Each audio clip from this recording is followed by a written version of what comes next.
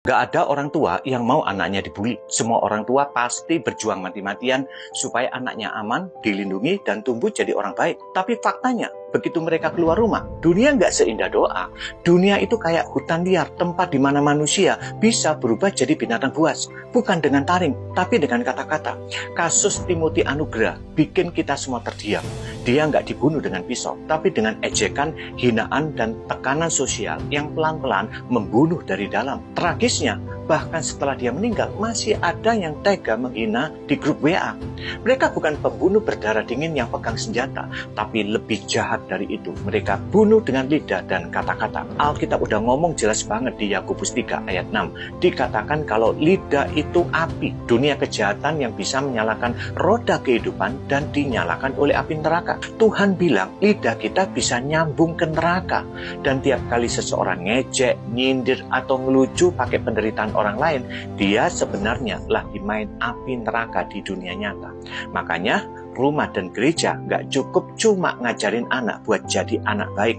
Kita harus latih mereka jadi anak yang kuat. Anak baik tanpa kekuatan mental gampang remuk di dunia yang makin kejam. Doa itu penting, tapi pelatihan karakter juga penting. Kita harus bentuk mereka biar tahu siapa mereka di dalam Kristus. Bukan cuma hafal ayat, tapi ngerti identitasnya. Yesus nggak melindungi murid-muridnya dari badai, tapi ngajarin mereka berdiri di tengah badai. Dan Yesus bilang begini, di dunia kamu akan mengalami penganiayaan, tapi kuatkanlah hatimu, aku telah mengalahkan dunia. Yohanes 16 ayat 33.